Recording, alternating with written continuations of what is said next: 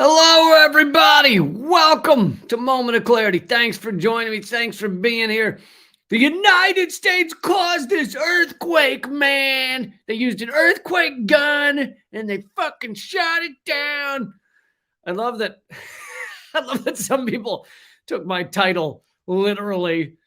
No, what they caused and continue to cause is the insane death toll of this earthquake. So we'll be getting into that. But I love that simply by titling it that. I already have people in the comment thread going, "Oh, please. No, they didn't cause the earthquake, man. Earthquakes, you see, the way earthquakes work is the earth hits the earth." And okay, shut up, you idiot.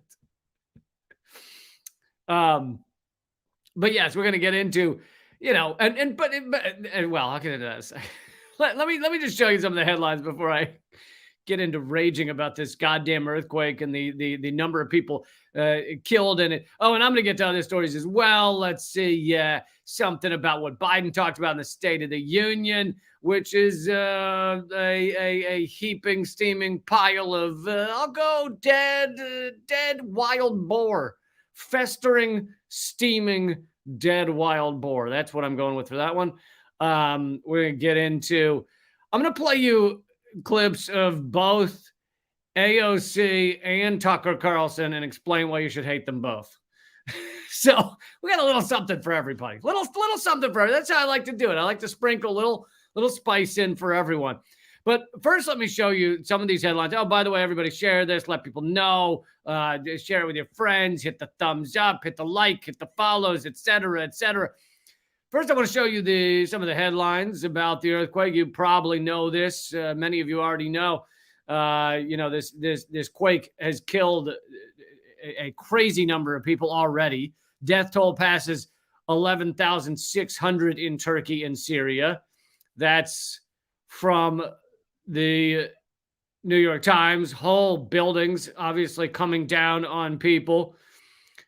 But we shot him with the earthquake gun. Which is probably not that far off. I mean, look at our technology. How far off could an earthquake gun really be? A couple of weeks? What do you think? Where the hell is the other headline I wanted to show you? There it is. WHO estimates that 23 million could be impeached. Could be impeached. Well, whatever. Could be impeached. That's a lot of people to impeach. No, 23 million people could be impacted by the earthquakes in Turkey and Syria. So you got 11,600 already dead. They're estimating that upwards of 25,000 could ultimately be proven dead by this earthquake. And it's multiple earthquakes, right? There was a 7.8 and a 7.6, and now they've had something like 200 aftershocks. Just crazy, crazy destruction going on there.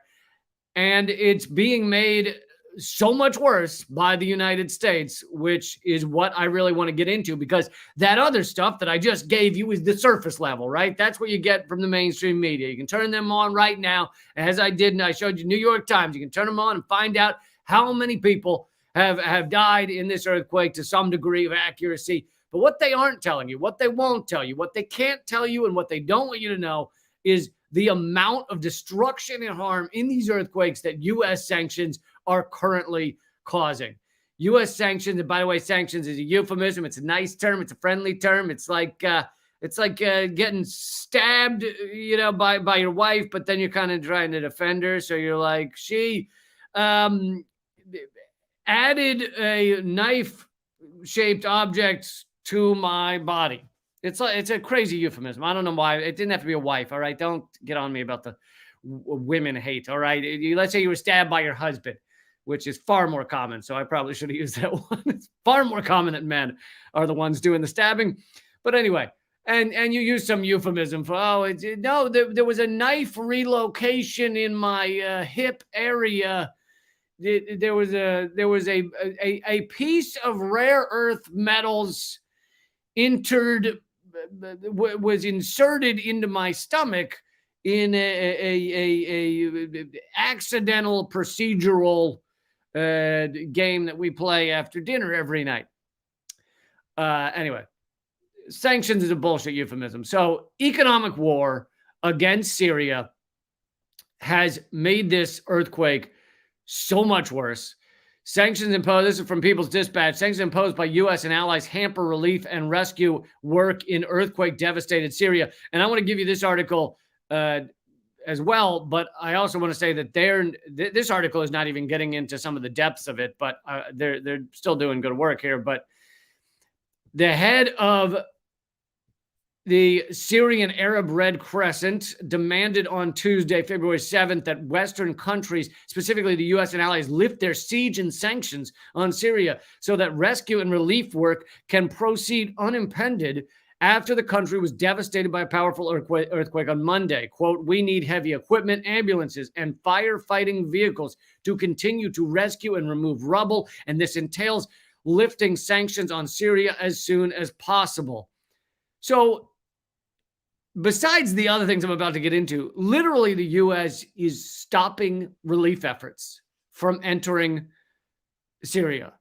Literally, the U.S. and Western allies are trying to make sure that people dying under buildings can't get the relief and medical needs that they desperately need. Yes, I used the word need twice in that sentence, and I apologize, all right? Why do you always got to get on me for a little poor word usage? Literally, though, they are stopping relief efforts for people, for completely innocent, incredibly poor, because, why are you saying that people in Syria are poorly? Isn't that discriminatory?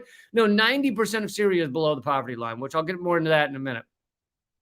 But literally right now, the U.S. has said, no, we will not even create a gap in the sanctions, even say for 1 week, you can bring in heavy machinery, you can bring in medicine, you can bring in all these things to help all these people that are struggling, because that's the level of psychopath we are. And here's the thing, even if you disagree with me on everything, I hope you agree that's wildly fucked up. That that our government, that these people that are our so-called rulers, our leaders, these people that lead us, that they are sitting around going, no, let the kid that is trapped, let the 3-year-old that is trapped under that building, let him die, because that will help us in our geopolitical power game against Syria as a proxy war against Russia. That'll help us. If that 3-year-old that they just recovered from the rubble, who's barely surviving, if he doesn't get his medicine in order to survive, if he doesn't get the proper medical equipment in order to survive from this earthquake, then that really is going to help us in our proxy war against Russia. That is going to make things just go a lot better. It's really going to teach Syria, teach Assad a lesson. Of course not. Of course it fucking won't. It does nothing but kill that child. And that's what level of sociopath and psychopaths are at the top of this country. That's who they are. That's what they stand for. And they're saying it right now. The powerful earthquake registering a magnitude 7.8 struck Turkey and Syria, and they don't mention all the aftershocks. One of them was 7.6. So really, it's a series of earthquakes. This gives some death tolls, but those are inaccurate. It's much higher now. It's over 11,000 now, and they believe it will go up to 25,000 at least. Though several countries, including the U.S. and its allies, have extended their support to Turkey in its relief and rescue work, they have refused to extend similar assistance to Syria. The U.S. State Department made it clear on Monday that it was only willing to support some work carried out in Syria by NGOs, non-governmental organizations, which basically means like our CIA offshoots like USAID. That's the work we'll let into Syria. But that it would not allow dealings with the Assad government. Lifting of sanctions will open doors for additional and supplemental aid that will provide immediate relief to those in need, said the American Arab Anti-Discrimination Committee. The U.S. Congress has adopted the so-called Caesar Act in 2020, according to which any group or company doing business with the Syrian government faces sanctions and could face things like prison or crazy fines. So this is what we stand for. And for those of you who think that if there's anyone out there who thinks, oh, well, this isn't intentional by the US, they're not willing to stop their economic war at the moment, but uh, they're not willing to stop their economic war at the moment, but it's not that they intentionally want people to be harmed by this. If any of you out there are so naive as to believe that, and I don't mean to be insulting you, maybe you just haven't looked into this stuff. Former Secretary of State Rex Tillerson, when he was Secretary of State, so this is under Trump, but honestly, they're all the same. And if you follow my shit, then you understand how they're all the same. But so under Trump said publicly, there's video, I've played it on various episodes. Rex Tillerson said publicly that the way we know our sanctions on North Korea are working, are doing great, are wonderful, is that North Korean fishermen are washing up dead, starved to death, or frozen to death in their boats. They wash up in South Korea, not because they're trying to escape North Korea, but they wash up dead because they are sent out to go fishing for fish, which is, again, Lee with the excellent sentences, that is often what people fish for, is fish. It's one of the most common things that people fish for. You guys know what I mean. Just stop. Yeah, you know what I mean. But they're washing up in their boats dead because they are sent out to fish so deep into the winter that and with so little fuel that they're dying out there. And Rex Tillerson said, that's how we know our sanctions are really having an impact. That North Korea is so hungry that they're sending people out in the middle of winter without enough food and they're dying. And so he literally said in front of other human beings, like this wasn't behind closed doors, it's in front of other fucking humans. He said, this poor fisherman died. Go America. Look at what good we're doing. I mean, it is a mind-numbing level of sociopathy. And that's what not relieving these sanctions, this economic war, not stopping it right now, says about our government, about the U.S. But I actually want to go even deeper than this article, because the reason that many Syrians have died or are dying from this earthquake, or maybe they aren't dying, but they're incredibly harmed. Their life is incredibly difficult. They don't know where they're going to find food, etc., is already because of the U.S. sanctions. So even if the U.S. said right now, you know what, we're calling a timeout on the sanctions, we're calling a timeout on the economic war, we're going to let in all the help in the world right now, it still wouldn't change the fact that one of the large reasons that so many people in Syria are dying from this earthquake, from this catastrophe, is because 90% of them, that was the latest UN Rapporteur report. She came back, she went to visit Syria, she met dozens and dozens of people, she analyzed neighborhoods, she analyzed the government assistance, all of it. And she came back and gave a public talk to the UN and said, 90% of Syrians are below the poverty line, are in poverty. Many of them are starving. Many of them don't have fuel for more than an hour, or if they're lucky, a few hours of light and electricity a day. And so you got a country with 90% of it living in destroyed infrastructure, not clean water, don't have electricity, don't have fuel, don't know where their food's going to come from. 90% of them are below the poverty line. And then you throw an earthquake on top of them.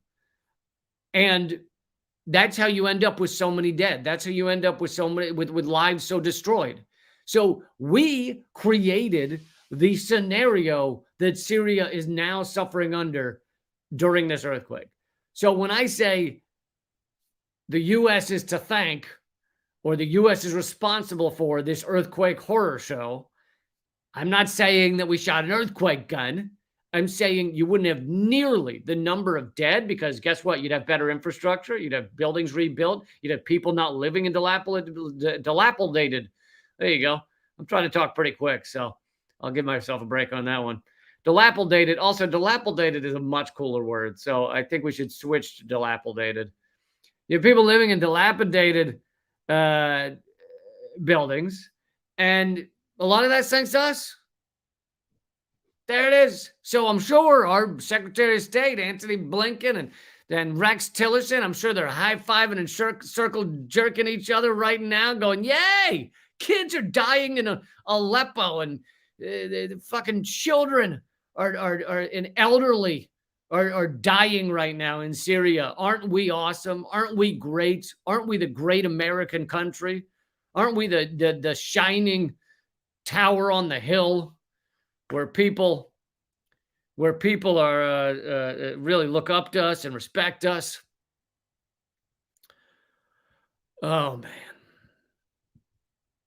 And that's the side of it that you won't get from your mainstream media. And again, even, People's Dispatch did a good job on this article, but even they didn't get into how you wouldn't have this much death without the sanctions and the war. We've helped create and continue that war for many years, the war that has destroyed that country, the war that has made so many buildings bombed out. I'm not saying Assad doesn't have some responsibility in it.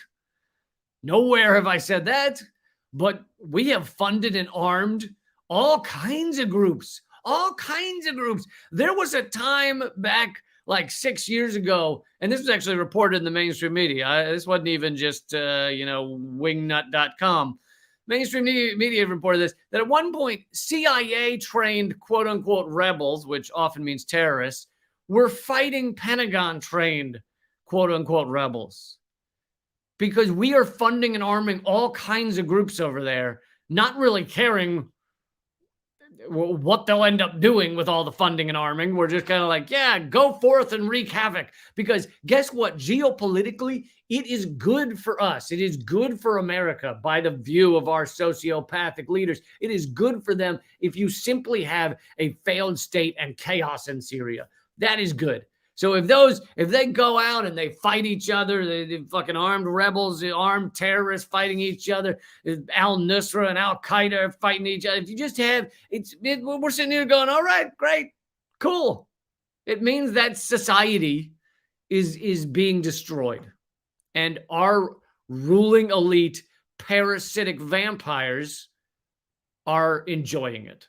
They're high-fiving each other. And so then when you have a natural disaster like this, it's all the worse. And so you guys know I love to talk about the multiple layers of reality that we see in a lot of these stories, and level one is that earthquake in Syria, right? They're telling you all about it. That's mainstream media. Layer two of reality is these sanctions like People's Dispatch is talking about. Layer three of this story is the poverty level in Syria, that you're down to 90% of people are barely scraping by, no electricity. And can you really save people from an earthquake when you have no electricity, no fuel, and no food, and no medicine? No. Those are a lot of the things you'd use to help people after an earthquake. I'm no doctor, but I'd say after an earthquake, for hurt people, you probably use things like electricity, fuel, food, medicine, medical instruments. Again, I'm no doctor. I know that may be maniac talk right there, but those are the things you probably use. And those are the things we're making sure don't get to Syria. And then layer four of this story that you won't get from mainstream media, and you often don't get from much independent media, is that we are using death and suffering we're in a alliance with death and suffering. The United States is in an alliance with death and suffering of innocent people. We are good buddies. We like them. They're our friend. And so we're basically sending death and suffering to innocent men, women, children, babies, elderly. That's our weapon. And yeah, weapons come in various forms. They're not always shot out of a gun. We didn't shoot this out of an earthquake gun. Sometimes they're fired, or they're catapulted at people in other ways. And we have basically sent a death and suffering gun at Syria via economic war. And you're not going to get that from many other media outlets.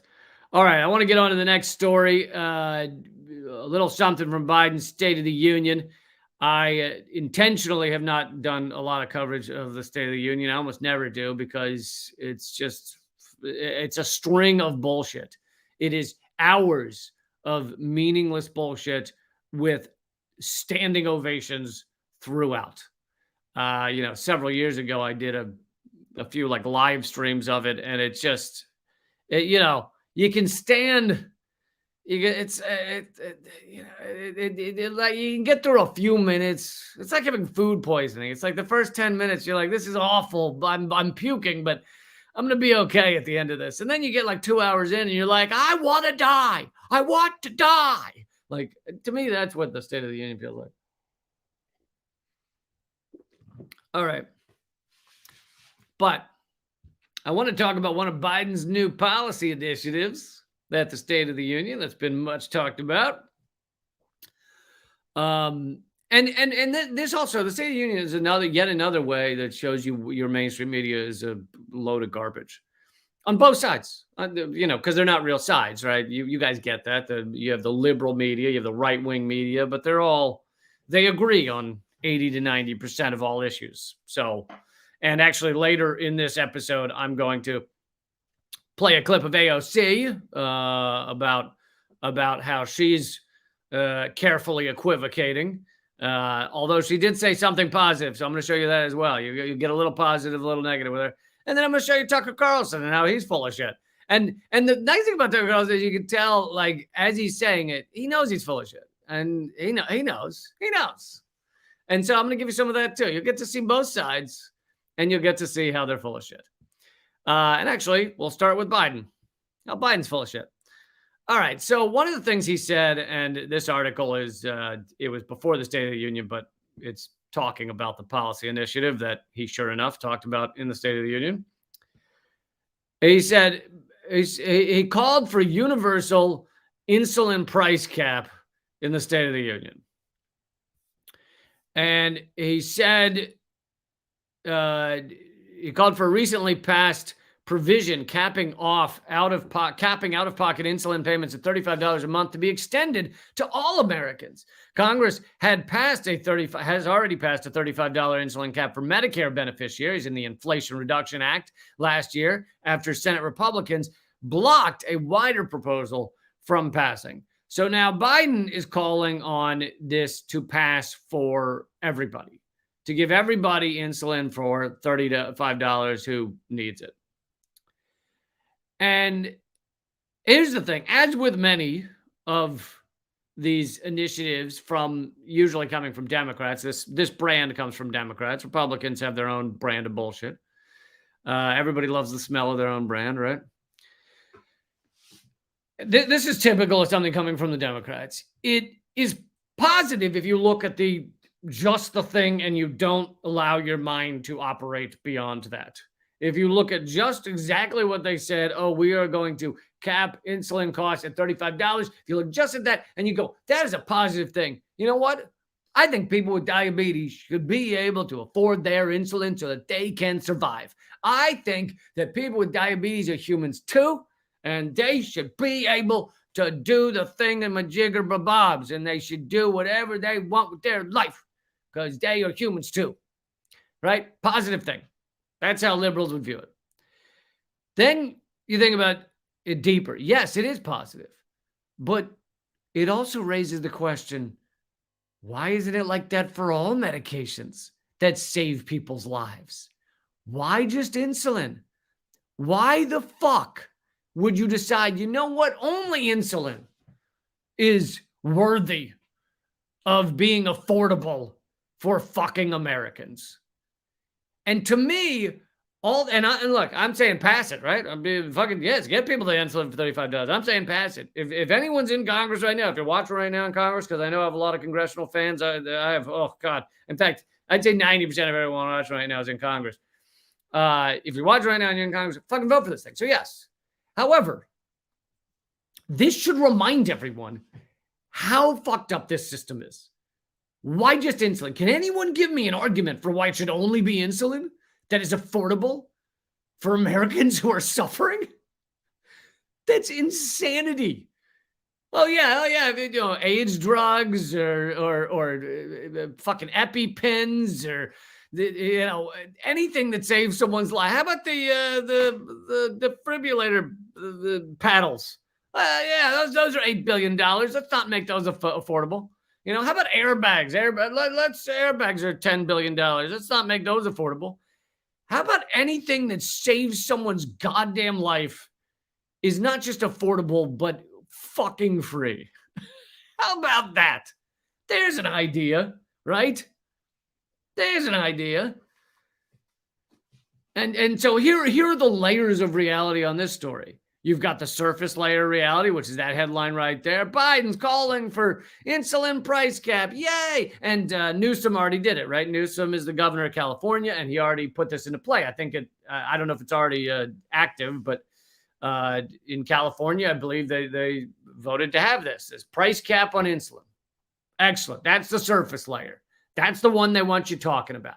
They want you to go home to your little atomized privacy boxes and say to the two family members that live there with you that it is a good thing. Democrats good. They care about people with diabetes, and they got this insulin passed, and I think that's a good thing. That's what they want the debate to be. And maybe you have a right-winger friend who goes, I don't think so. Listen, this kind of why that's not fair. And the right winger says that why people with diabetes suck or whatever a right winger would say. I don't know. So you get that debate. They want you to stay there. They want you to stay surface layer. They want you to be the water spider that just hops around on the surface of the water, never looks underneath, thinks all of reality takes place on the surface of that lake, nothing down below. So then you get into layer 2, which is that the Democrats don't actually stand for helping you, right? They fucking didn't give everybody health care. They didn't even fight to give everybody health care. There was when Obama was passing Obamacare. I love that I couldn't remember the name. When Obama was passing, what's the thing with the care that he did? It was Obama, and he did a thing about caring. There was a thing for Obama where he cared. I don't remember what it was called. Maybe Barack Care. So when he passed Obamacare, they didn't even fight to actually give everyone health care. Universal health care was never legitimately on the table. If Democrats actually cared about you, they would have said maybe they would have fallen back to the bullshit Obamacare that was a giant giveaway to the insurance companies, but they could have at least spent a few months arguing that we all need universal health care, but they didn't do that. They just said, oh, Obamacare, because they at the end of the day, the Democrats work for the health insurance as much as companies, as much as the Republicans do. So they don't actually care about you. They're not actually working for you. They don't actually fight for you. And so that's layer 2 of this story. Now, you do get that layer from a lot of independent media. Occasionally, you even get it from mainstream media, rarely. Then layer 3 on this story is that this is an insane Band-Aid on a broken system. The idea of only making insulin $35 on an incredibly broken system. That is such a level of stupidity and bullshittery to the American people. It'd be like saying, the police killings have really gotten out of hand, right? We've got over 1,200 people killed this past year, and that's actually half of it because the Lancet Medical Journal says it's double that, but most of them aren't called killings. So we got 24 people this past year killed by American police. That is fucked up. Here's what we're going to do. We are going to say the police are only allowed to kill 2,200. We are capping police killings at 2,200. That's as dumb as this shit.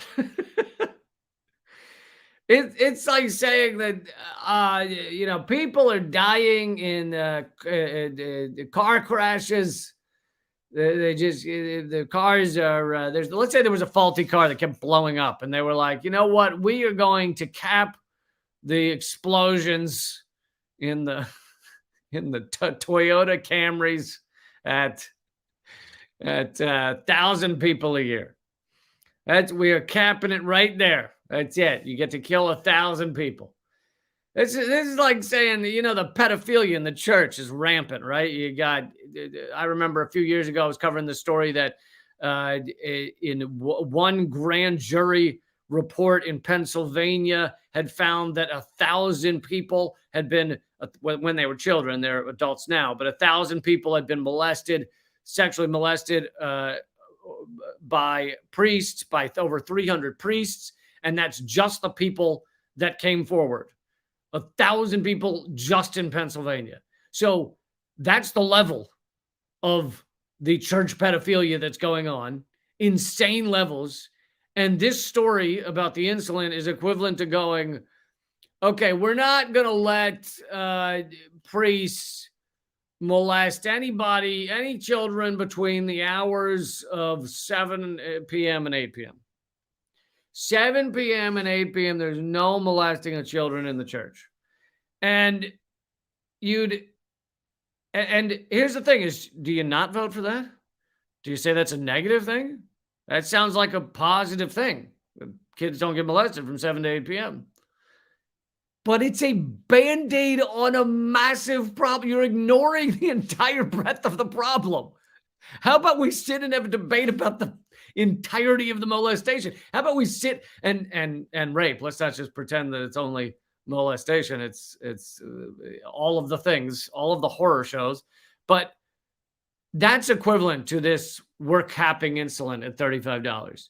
Why don't we have a debate about the entirety of what's going on here? Of the fact that healthcare should be a human right, of the fact that our healthcare system in America is alone in the developed world in terms of destroying lives, the fact that 50% of everybody who gets diagnosed with cancer will lose their entire life savings, 50%, whether they had insurance or not.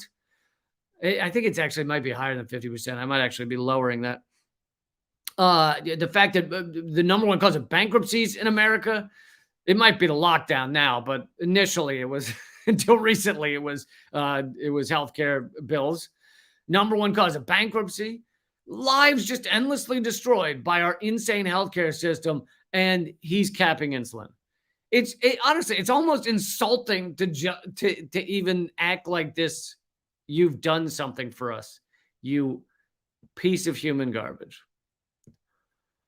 All right, let's see what I have time for. I think I have time for all of these. All right, let's keep it going. But actually, before I forget, please hit subscribe, hit the bell icon. If you're at Rumble, hit follow. Trying to get up to 40,000 followers on Rumble. Thanks to everybody who's supporting me there. If you have a chance and you have a couple of pennies to rub together, join leecamp.net. You get all kinds of exclusive content, including Q&As with me every Friday. All right, let's keep it going. Here is, and there's a new episode of Most Censored News right now over at youtube.com/behind the headlines. So, as you all know, the workers have been standing up, fighting back in a bigger way than they have over many years. This says, let's see here. The remarkable spikes in union activity over the last few years have given many on the left cause for hope. Could we be on the precipice of a resurgent, newly galvanized U.S. labor movement? Could the workers across this country finally be going, I think we're getting fucked. Hold on, let me think about it. Yeah, that's what that is. That's what I'm feeling. I think we're getting fucked. In the first 3 quarters of 2022, the National Labor Relations Board documented a 53% increase in organizing petitions, including startling wins by new independent unions at Starbucks, Amazon, Trader Joe's, and numerous others across many sectors. There's a widespread sense that a qualitative shift has taken place. And hell yeah for that.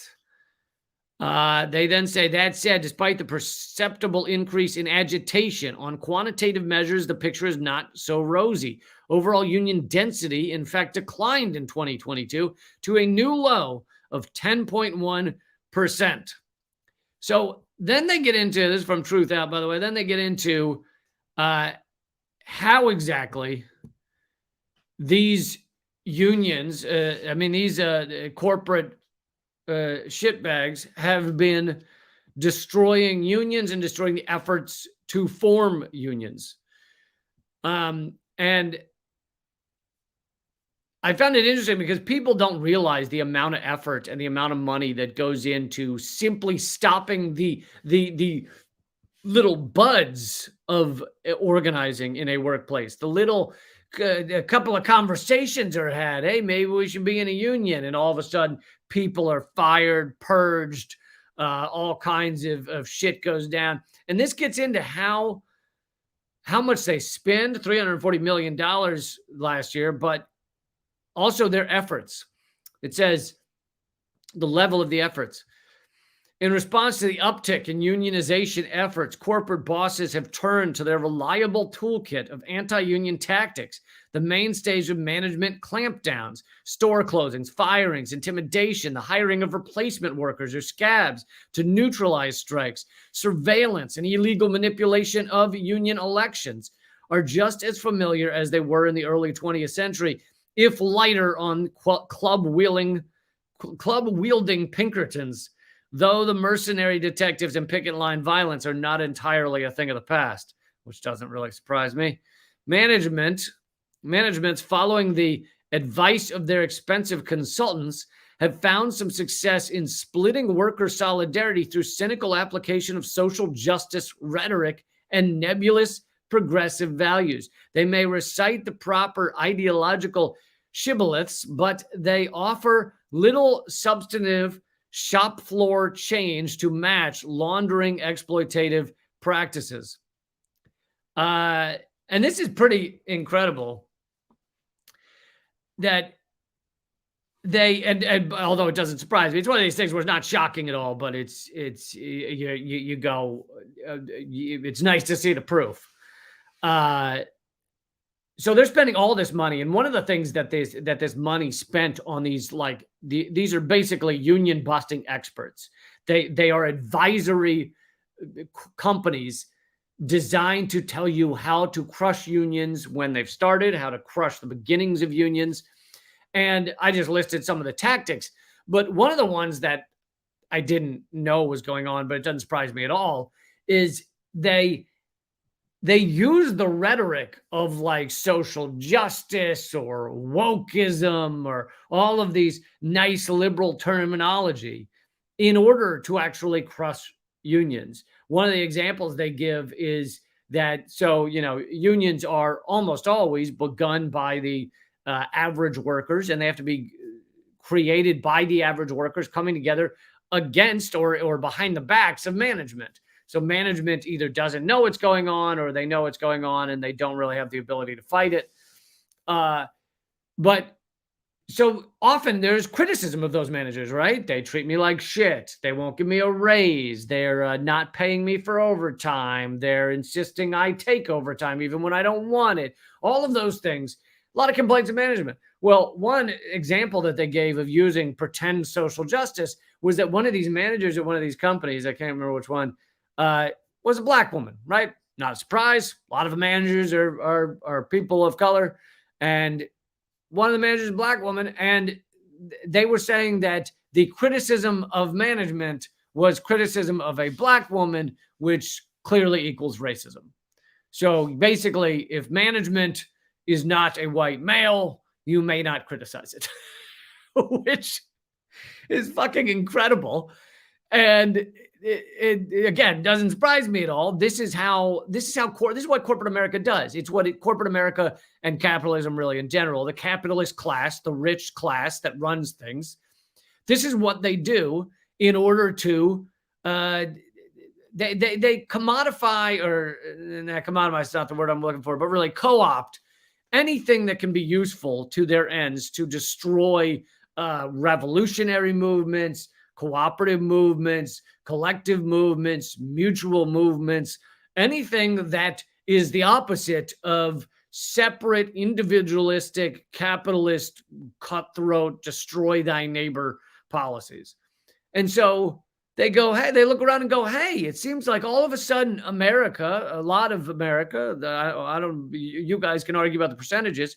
A lot of America seems to right now care if racism is a problem. They didn't used to. A lot of America didn't used to care. A lot of America, a lot of the liberal class, and I think a lot of liberals are good people, just like a lot of Republican Americans. I don't mean Republicans in the fucking Senate and House, but right wingers across America. A lot of them are good people. They're misled, they're confused, but a lot of them are good people. So you have a lot of liberals across America that are good people that have been confused by our mainstream garbage media, by our politicians. And thank goodness a lot of people know that racism is a problem in America. But now you have corporate America being like, so if we just yell racism whenever a union bubbles up, whenever people start organizing, we can create a toxic system that stops, or a toxic environment that stops people from unionizing. And it fucking works. It works some of the time. Not all the time. Some people are smart enough to get around it. But this is some of the type of advising that these anti-union companies do in order to advise corporate America on how to crush you, on how to crush average workers. And, just to go through the layers of reality we're dealing with here. So on one is layer one is kind of what you hear on mainstream media. There's been an uptick in unions. Are unions helping people? Is this union a good union? Is this one, is a union, there's people who want to unionize in Amazon. Is that a good thing? Is that a bad thing? That's kind of surface level. Layer two is the anti-labor consulting that this article does a good job of pointing out, Truth Out. And even layer two is not allowed on mainstream media, right? This is Truth Out. This is a non-mainstream outlet. So even layer two, not allowed on mainstream outlets, will not be seen by the vast majority of Americans, cannot be discussed by the vast majority of Americans. Occasionally you'll get a little New York Times article in there. New York Times will throw in a layer two every once in a while when it helps them to make you think that they matter and to make you think that they're on your side. That's what New York Times will do. They'll throw in something like that to make you go, maybe they are reporting the truth. So that's layer two. Layer three is this using woke terminology, using social justice terminology to try and crush union efforts.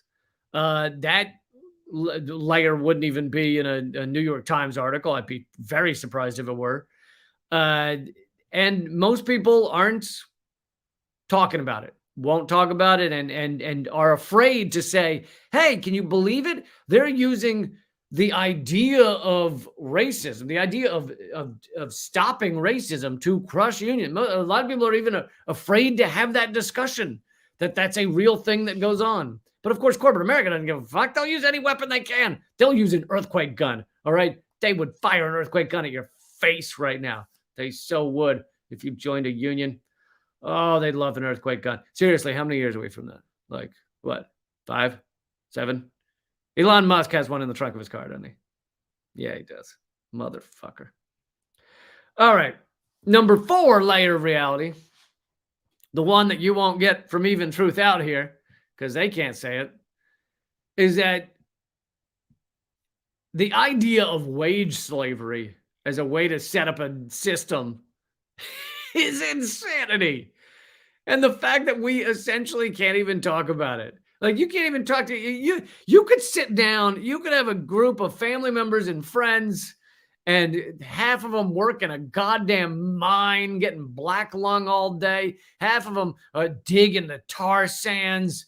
They're going to die at age 37 because they look like they're 75. Like, those could be the type of people you sit down with. And if you said, hey, isn't this fucked up that we have to work at shit jobs in order to just, have an existence, in order to just be here on this planet? You essentially have to have some job you hate. And they'd probably get up and leave or get upset with you or say, what the fuck are you talking about? Or saying, I don't know, I like my job. I get weekends off. That's how you decide if you like your job, how little time you have to be there. Does that tell you something?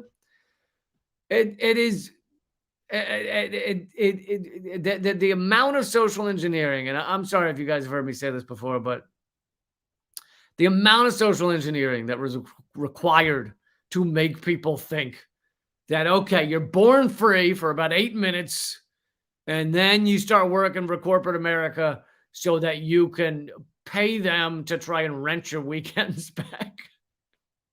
If I work at a job I hate for fucking 70% of my waking hours, will you give me the 30% of the waking hours, please?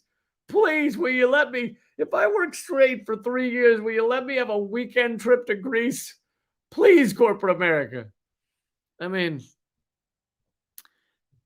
the idea that that's the best we can come up with on how to set up this system. Couldn't come up with anything else. That's the only way. Industrial capitalism, been around for 200 to 400 years, if you really exaggerate it, and yet everybody that you talk to in your life thinks it's the best we'll ever come up with. There's nothing else. We can never evolve past this. By the way, folks, in case you don't understand this, we, meaning humans, not you and I, we'll be long gone, but we, humans, will view right now as the most bizarre blip in the evolution of humankind. Like the Dark Ages or worse. We will view it as this crazy, bizarre blip of a shitstorm. And now I get there could be two versions of that. It could be if fucking destroy everything with capitalism, eat all the animals, fuck all the trees, burn all the trees, and it could be 12 humans still scraping by who have that view of this being the most bizarre Dark Ages ever. Or we could actually evolve into better human beings, come up with a new system that actually is sustainable, that actually makes it so spaceship Earth can keep traveling rather than turning into a black little fucking dark shriveled dingleberry. We could come up with that version. So those are the two versions, but in either one of them, humans will look back at this time as a crazy. Yeah, do you remember when they did humans did something called capitalism that just ate everything and turned the world to just a charcoal briquette? Isn't that wild? Isn't that wild? We will be a blip. That's my positive note. It's funny. That sounds like a negative note. That's actually a positive. To me, that, like, thank God this bizarre time when we just destroy this planet is a blip. It's a blip. It's going to be a tiny little piece of nothing. If you're wondering how long history is, we live closer to the T-Rex in time than the T-Rex ever lived to the Stegosaurus. All right? That's how long the dinosaurs were on this planet. We've been here for like that. Wasn't even a good snap. You get a good one. We've been here like that. And the dinosaurs did way better. Way better. I heard they made better movies too. Just because Jurassic Park. Excellent. Okay, I'm going to get to the videos of AOC and Tucker Carlson. That will be rumble.com/Lee Camp. If you're watching this anywhere else, please come join me at rumble.com/Lee Camp. It's free to watch over there. If you're watching on Rumble right now, then this will continue. But either way, if you are so lazy that you can't type in Rumble, rumble.com/Lee Camp. If you are that lazy, I hope you will, and you're quitting. You're calling it quits. You're not leaving it out on the field, which you really should. If you're quitting, I hope you will at least become a member at leecamp.net. Join me over there. But let's go over to rumble.com/Lee Camp and look at some AOC and some Tucker Carlson speaking their various unique brands of bullshit, right?